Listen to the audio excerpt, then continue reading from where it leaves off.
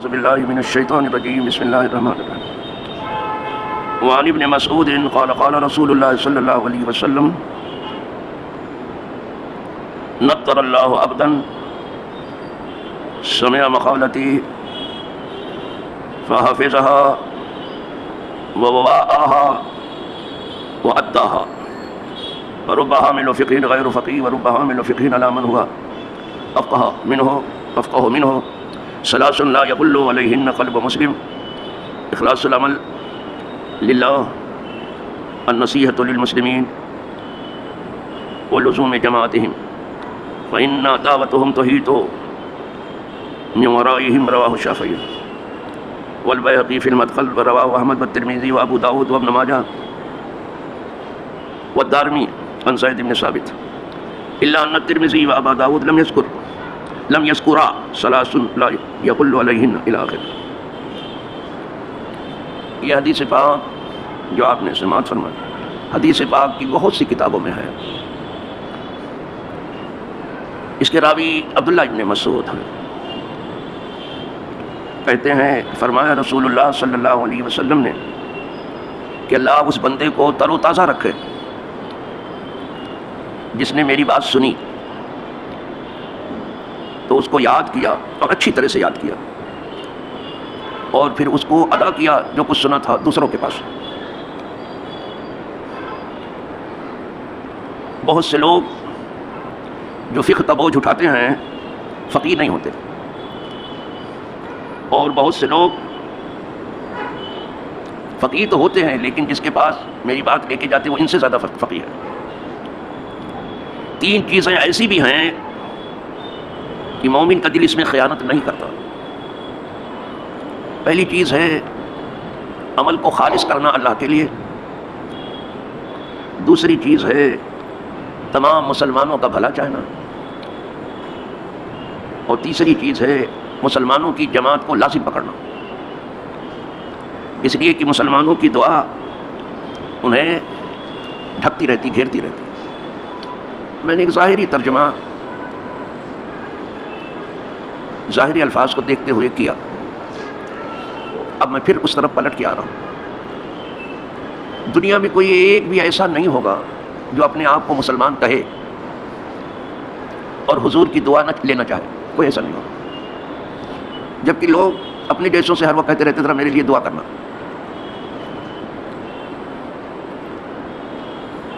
میرے باپ کے لیے دعا کرنا، میرے بھائی کے لیے دعا کرنا، وہ اپنے گھر سے باہر نہیں نکلتے۔ کوئی ایسا تو ہوگا کہ سب مسلمانوں کے لیے دعا کی؟ یہ سب فکریں گم ہو گئی یا کم ہو گئی؟ دو میں سے ایک، گم تو نہیں ہوئی، کم ہوئی ہے۔ تو دنیا میں ہر کوئی جب سب سے دعا لیتا پھرتا ہے تو حضور کی دعا کون نہیں لینا چاہے گا؟ یہاں اس حدیث پاک میں حضور نے دعا دی ہے، وہ بڑی اچھی دعا دی، اللہ اس بندوں کو خوشحال رکھے، تر و تازہ رکھے، کبھی بندہ مرجھائے نہیں۔ یا اللہ یہ کون بندہ ہے جس کے تر و تازگی کی حضور دعا کر رہے ہیں کہ اللہ اس کو تر و تازہ رکھ، اس کو مرجھانے سے بچا لے، اسے غم و اندوہ میں ڈوبنے سے بچا۔ یہ ہے کون بندہ؟ فرمایا تو حضور فرماتے یہ وہی بندہ ہے جس نے میری بات سنی۔ سننا ضروری ہے، حضور کی باتیں، حضور کی باتیں سنو اور دل کے کان سے سنو، صرف ظاہر کان سے نہیں، دل کے کان سے سنو کہ حضور کیا کہتے ہیں۔ جیسے کہ آپ سن رہے ہیں ابھی، حضور کی دعا ملے گی، حضور کہتے ہیں میری بات سنے ہو، سمع مقالت، میرا کہنا سنا کہ حضور نے کیا فرمایا، اس نے سنا ایک چیز، فحفظھا، تو اس کو یاد کر لیا۔ یہ دوسری ذمہ داری، یہ نہیں کہ سن کر کے وہیں دامن جھاڑ کے چل دیا۔ علم دو طرح کا ہے، ایک علم سینہ ہے، دوسرے علم سفینہ ہے۔ علم سینہ یہ ہے کہ آپ کے سینے میں علم بھرا ہو، بہت زوردار وہ علم ہوتا ہے۔ علم سفینہ ہے کہ کتاب میں علم ہو، کتاب میں تو ہے، آپ کے سینے میں بھی کچھ ہے۔ پہلے حضور کی حدیث ایسے یاد کر لیتے تھے، زیادہ تر صحابہ کوئی لکھتا ہوتا نہیں تھا، امید تھے وہ صرف اسے یاد کر لیتے تھے۔ حضور سے سنا، اس کو یاد کر لیا، اور جہاں شک ہوا اپنے بھائی سے پوچھ لیا کہ دیکھو ہم نے جو یاد کیا صحیح ہے۔ تو یہ دوسری ذمہ داری حضور سونپ رہے ہیں سننے والے کو کہ میری کہی ہوئی بات کو پہلے تو سنے وہ، پھر اس کی ذمہ داری ہے اس کو یاد کرے۔ اب تو کچھ لوگ 30 سے 40 حدیث یاد کر لو، ایسے ہی بتایا جا رہا ہے، وہ تک بشارت ہے، ٹھیک ہے، اتنی حدیثیں یاد ہوئی تو امید ہے کہ شفاعت ملے. تو پہلے تو حضور کی بات سنے وہ بندہ، پھر اس کو یاد کرے جو حضور نے فرمایا. کیا فرمایا حضور نے؟ اس نے یاد کیا. اور یاد بھی امام بخاری کو 1,00,000 صحیح حدیث یاد، 1,00,000، وہ بھی سند کے ساتھ. فلاں نے فلاں سے روایت کیا، فلاں نے فلاں سے روایت کیا، فلاں نے فلاں، سند کے ساتھ یاد. 1,00,000. کتنی محنت کی ہوگی. اور یہاں کہا جا کے ایک حدیث سنا دو تو ابھی منہ کھول دیں گے. اب بھی کھولیں ذرا بھی. اب ہم تو ہمیں طالب علموں کو کچھ یاد نہیں ہے، چلو بھائی کتاب میں چھوڑ دیا جو کچھ ہے. حضور کہہ رہے ہیں اس کو یاد کریں میری کہی ہوئی بات. یہ دو چیزوں گئی. پہلے تو کان لگا کے سنیں میری بات کو، دل کے کان سے سنیں، اور پھر اس کو یاد کریں. فحافظھا ووعاھا، اور اچھی طرح سے یاد کریں اس کو. ایسے نہیں ہے کہ بس یاد کر لیا. اچھی طرح سے مطلب یہ ہے کہ ٹھیک ٹھیک یاد کریں اس کو، ٹھیک ٹھیک ہے. یہ 3 چیز ہو گئی، سنا، یاد کیا اور اچھی طرح یاد کیا. 3 ہو گیا. وعدھا، اب اس کو دوسروں کے پاس لے کے گیا کہ میں نے حضور سے یہ سنا ہے. یہ 4تھی ذمہ داری ہے. دوسروں کے پاس لے کے گیا کہ میں نے حضور سے ایسا سنا. یہ 4 چیزیں جو کرے گا حضور اس کے تر و تازہ رہنے کی دعا کر رہے ہیں. وہ انسان کیا مرجھائے گا جسے حضور کی تر و تازگی جو ہے زندگی بخش رہی ہے، دعا بخش رہی ہے. اس لیے اللہ والوں کے چہرے پہ شکن نہیں دیکھو گے، اسے دیکھو. میں نے بعض اللہ والوں کی زیارت کی ہے ان کی جوانی میں. میرا بچپنا تھا، پھر ان اللہ والوں کو میں نے اپنے تقریباً بڑھاپے میں دیکھا تو ویسے ہی تھے. کوئی چینج نہیں دیکھا ان کے چہرے. ان کا چہرہ تر و تازہ رہا. بلکہ میں نے عرض بھی کیا ان سے کہ حضرت عہد طفلی میں آپ کی زیارت کی تھی تو جیسے آپ کے چہرے پر تر و تازگی تھی، اب اس ضعیفی میں آپ کے اس بڑھاپے بھی دیکھتا ہوں ویسے تر و تازہ. ہمارے پیر مرشد کا یہی حال تھا. حضور مفتی اعظم ہے، دیکھو تو بس دیکھتے رہے. سرکار کلاں کچوٹھا شریف کے جو کہلاتے تھے ان کا چہرہ آپ دیکھتے وہی سے تھا، کوئی فرق نہیں لگا.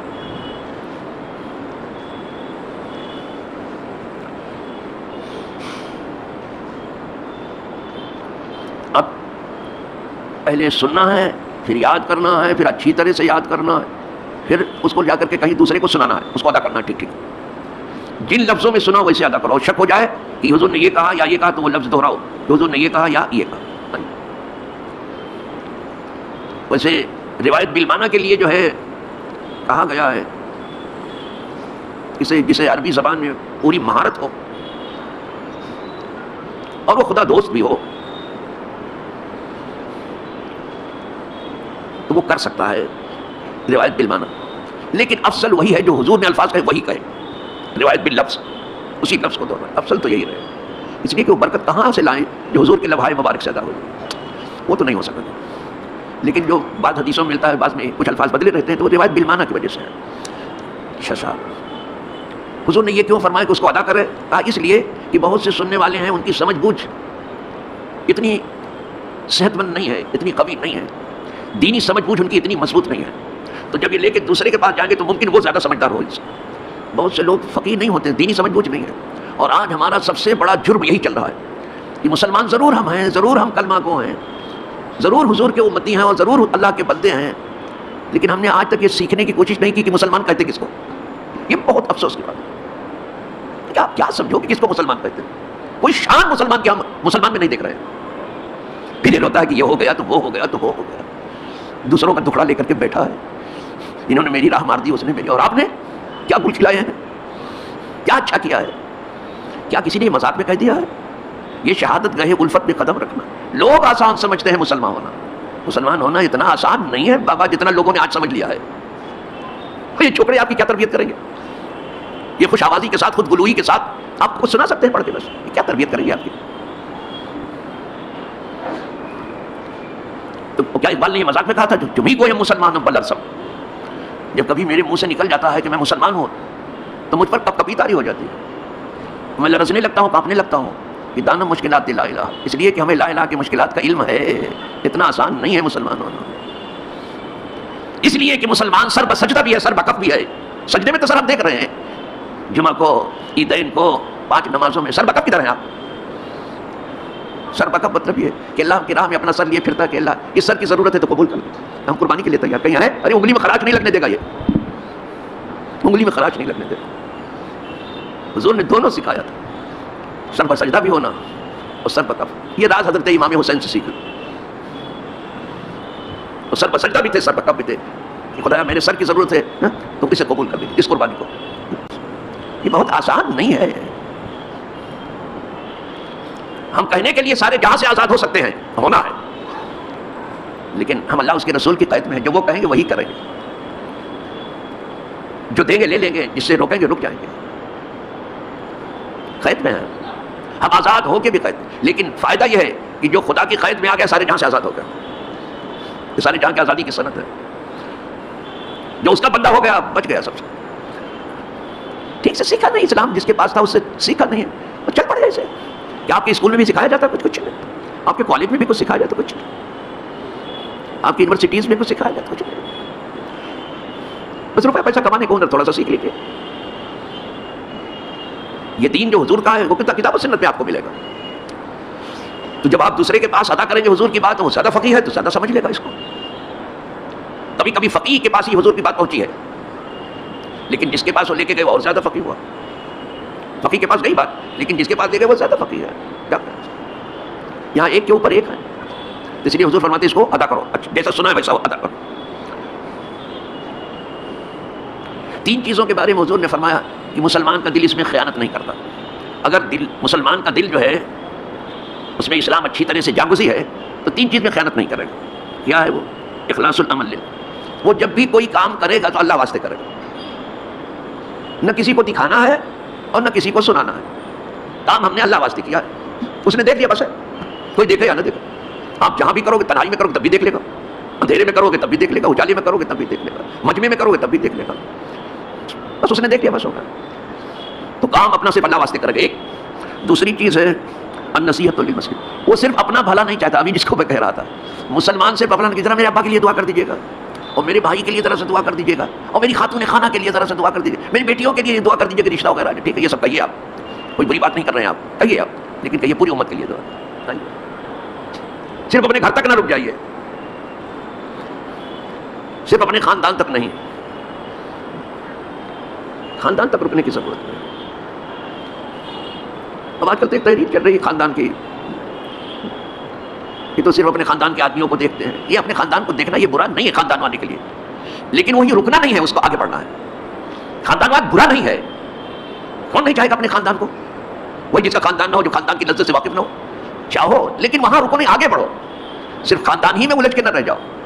خاندان سے نکل کے ٹولہ پڑوس میں پہنچ جاؤ، اپنے قصبے میں پہنچ جاؤ، اپنے ملک میں پہنچ جاؤ، بیرون ملک میں. وہاں رکنا نہیں ہے خاندان.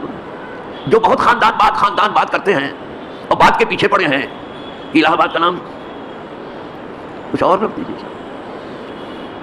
فیض آباد کا نام کچھ اور رکھ دیجیے، ساکت رکھ دیجیے. یہ بات کے پیچھے پڑے ہیں، وہ خاندان کے بھی پیچھے پڑے ہوئے ہیں. یہ برا نہیں ہے بابا. تو کیا یہ پیسہ بات نہیں چل رہا ہے؟ آپ پیسہ بات کے پیچھے ہو، ہر چیز کو بیچ ڈالو. ملک کی ہر چیز کو بیچ دو، ریلوے کو بیچ دو، ایئرپورٹ کو بیچ دو، زمینوں کو بیچ دو. تو آپ پیسہ بات میں ہو. آپ کہاں بڑے پاکیزہ و ستھرے بننے چلے ہیں. زبردستی کی بات ہے. بولتے وقت سمجھتے ہیں کہ ہم سے زیادہ ستھرا، تم سے زیادہ گندا پیدا ہی نہیں ہوا کوئی. جو بہت ستھرا بنتا ہے اس سے زیادہ گندا کوئی. اور جو واقعی ستھرے ہیں کبھی وہ اپنی ستھرائی کا خیال بھی نہیں کرتے. کہنا تو درکنار، ہم لوگ جو اپنے آپ کو چھانک کر کے دیکھتے تو لگتا ہے مجھ سے برا پیدا ہی نہیں ہوا کوئی. کہتے بھی ہیں اللہ کیا مجھ سے بھی زیادہ کوئی برا پیدا ہوا تیرے یہاں؟ اتنی نہ بڑھا پاتی ہے داما کی ہدایت. اتنے پاک دامن تو آپ مت بنو کہ ہمارے دامن پر کوئی چھیٹ نہیں ہے ظلم زیادتی کی. اتنی نہ بڑھا پاتی ہے داما کی ہدایت. دامن پر ذرا دیکھ، ذرا بند دبا دیکھ، ذرا دیکھو سینکڑوں داغ ہیں آپ کے دامن پر. دوسروں کے پیچھے پڑے ہو. انا للہ و انا الیہ راجعون. الہ آباد کا نام پر یاد رکھا ہے، سمجھے؟ بات کے پیچھے پڑے ہیں. انا للہ. کیا نام بدلنے سے حقیقت بھی بدل جاتی ہے؟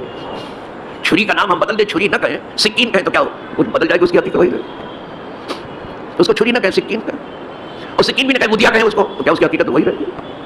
کیا ادھر ادھر کے پاگل بنانے کا، یا تو لوگوں کو انہوں نے پاگل سمجھ لیا یا خود یہ پاگل ہیں. اللہ کو کرے. لا حول ولا قوت الا باللہ. اللہ کی پناہ عرض کر رہا تھا 3 چیزوں میں خیانت قلب مسلم نہیں کرتا. ایک تو جو بھی عمل کرے گا صرف اللہ واسطے، واہ کے لیے نہیں، دکھانے کے لیے، ریا و سما کے لیے نہیں. دوسرے یہ کہ تمام جہاں کے مسلمانوں کا بھلا، یا اللہ سب کا بھلا کر، سب کی جھولی بھر دے، سب کو طوفان سے بچا دے، سب کو آفت سے بچا دے. اور تیسری چیز ہے کہ مسلمانوں کی جماعت کو لازم پکڑو، الگ مت ہو، اس سے جدا ہونا نہیں. انسان کے لیے موت ہے مرکز سے جدائی. جماعت کو پکڑے رہو, لازم پکڑو. صرف نماز کی جماعت نہیں, تمام جماعتیں ایک ہو, ایک فکر پر ہو. یہ نہیں کہ ایک جماعت دوسری جماعت کے مقابل میں سفارہ ہو. اس لیے اب جب دعا ہوگی کہ اللہ ہر جماعت کا بھلا ہو جاؤ, سب ایک ہیں, تو سب کو دعا پہنچ جائے. حضور ملانے کے لیے آئے تھے, جدا کرنے کے لیے نہیں آئے. مغرب کی ریشہ دوانیوں میں سے ہم نے جو چیز دیکھی ہے وہ یہ ہے, مغربی دنیا جہاں بھی مشرق میں آ کر کے حکمراں ہوئی, سب کو ٹکڑوں میں بانٹ دیا. جہاں بھی گئے,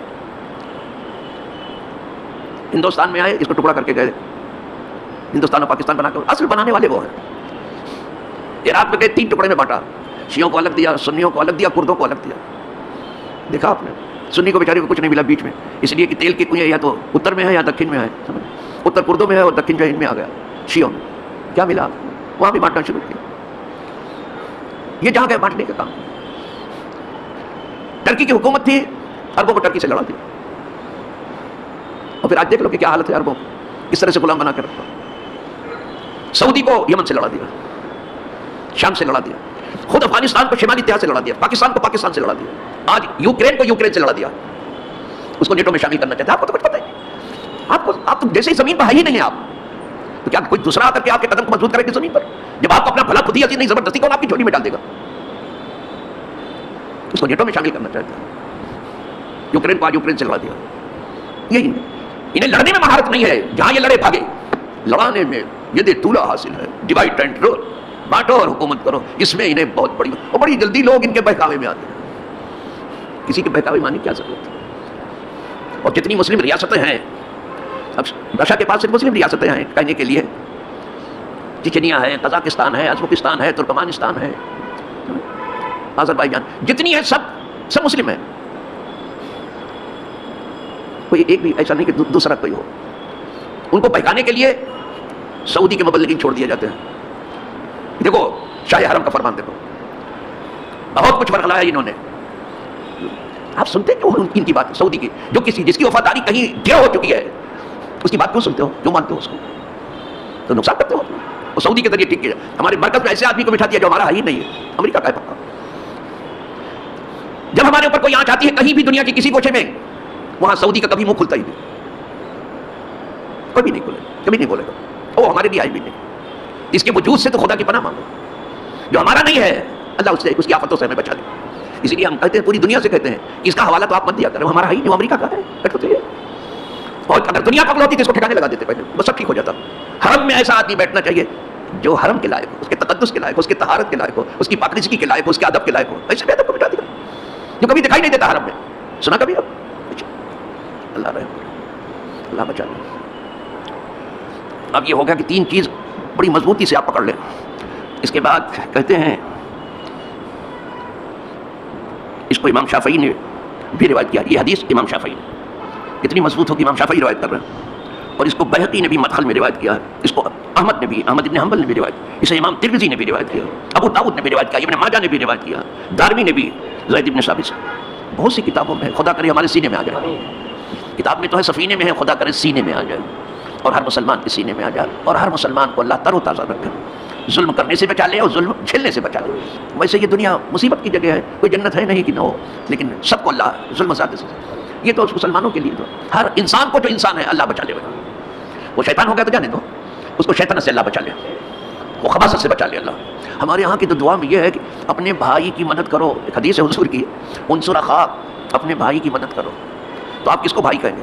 ظالمن کانا و مظلومن, تو مظلوم تو آپ کا بھائی ہوا, جس پر ظلم کیا جا رہا وہ تو آپ کا بھائی ہوا, لیکن ظلم کرنے والے کو بھی بھائی کہا, اس کی بھی مدد کرو. تو آپ کہیں گے کہ ظالم کی کیا مدد کروں, تو ظلم کر رہا ہے. کہا ظالم کی مدد یہ ہے کہ اس کو ظلم سے روکو, کہ بھیا رک جاؤ بابا, یہ نہیں ہونا چاہیے, یہ اس کی مدد ہوئی.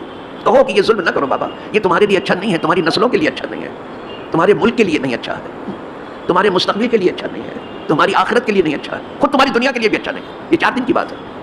ظالم کی بھی مدد کرو, ظالمن کانا و مظلوم, یعنی ظلم سے اس کو روکنا, یہ اس کی مدد کرنا ہے. اللہ پاک ہمیں سمجھ بوجھ دے, فہم و فراست دے, اخلاص عمل دے, حسن نیت دے, حسن خاتمہ نصیب کرے. اللہ پاک اچھوں میں زندہ رکھے, ایمان اور ایقان پر موت دے, اور وہ بندگان قدسی جو زندگی بھر دین کی خدمت کرتے رہے, مرنے کے بعد وہ زندگی میں بھی ان کا پڑوس عطا فرمائے. اور انہی کے پاک دامن میں ہم تمام کا حشر و نشر ہو۔ وآخر دعوانا الحمدللہ رب العالمین۔